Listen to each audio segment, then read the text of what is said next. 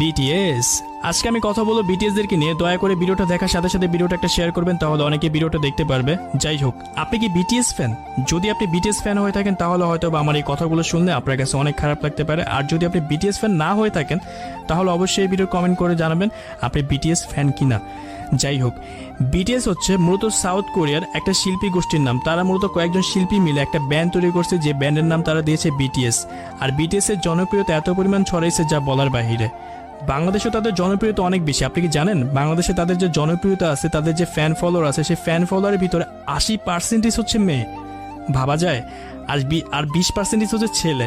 আমি জানি না কোন ছেলেরা তাদের ফ্যান। যাই হোক, তো যে সকল মেয়ে ফ্যান আছে তাদেরকে দেখার জন্য সেই সকল মেয়েরা অনেক বেশি পাগল। যাই হোক, তাদের জন্য সুখবর, বিটিএস আসতেছে বাংলাদেশে। তাদেরকে 43 কোটি টাকা দিয়ে দেশে কিনে নিয়ে আসা হইতেছে। বর্তমান সময়ে দেশের অবস্থা অনেক বেশি খারাপ, সকল পণ্যের দাম বেড়ে গেছে, মানুষ 3 বেলা ঠিক মতো খাইতে পারতেছে না। সেই সময় তাদের মতো মানুষকে এদেশে কিনে নিয়ে আসা হবে। আর তাদেরকে দেখার জন্য প্রায় প্রতি টিকিটের দাম হবে 18,000 থেকে শুরু করে প্রায় 52,000 টাকা প্লাস। আপনি বুঝতে পারতেছেন? আর যে পরিমাণ মেয়েরা তাদের জন্য পাগল, তাদেরকে দেখার জন্য ঘর থেকে চুরি, ছিনতাই, ডাকাতি সবকিছুই করতে পারবে।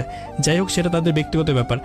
এখন যারা মুসলিম আছো তাদের উদ্দেশ্যে একটা কথা বলতেছি, এটা আমার থেকে না, এটা একটা মাওলানা বলছে। যাই হোক, বিটিএস যারা আছে তাদের সব থেকে বড় দুটো সমস্যা হচ্ছে তারা ইসলাম বিরোধী। তাদের গানের ভিতরে যে কথাগুলো লাগায় সেই কথার ভিতরে ইসলাম বিরোধী, আল্লাহ বিরোধী কথা বলে। হয়তোবা তোমরা বাঙালি অনেকেই আছে যারা তাদের কথা বুঝো না, তাদের গানের মিনিং বুঝো না। তোমরা হয়তোবা হুদ্দাই তাদের ফ্যান ফলোয়ার, তাদের গলার সুর ভাল লাগে বা তাদের দেখতে ভাল লাগে।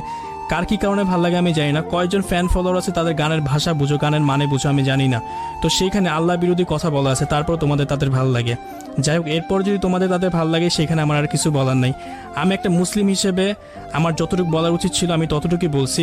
তবে সবার উদ্দেশ্যে একটা কথাই বলতেছি, বর্তমান সময়ে দেশের যে অবস্থা, এই সময় তাদেরকে কিনে নেওয়া আসা একদমই উচিত না, যেহেতু তারা ইসলাম বিরোধী গান করে। ইসলামের গান তো একদমই জায়েজ না, তারপর তারা ইসলাম বিরোধী, আল্লাহ বিরোধী গান করে, যেগুলা আমরা মুসলিম হিসেবে কখনোই মানতে পারি না, মানব না।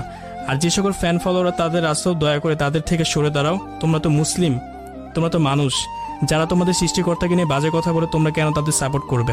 যদি আমার কথা খারাপ লেগে থাকে তাহলে আমাকে মাফ করবা। আমি মুসলিম হিসেবে যতটুকু বলার আমি বলছি। আর যদি ভিডিওটা ভালো লেগে থাকে তাহলে ভিডিওটা অবশ্যই একটা শেয়ার করবে, তাহলে অনেকে ভিডিওটা দেখতে পারবে। এখনই শেয়ার করো।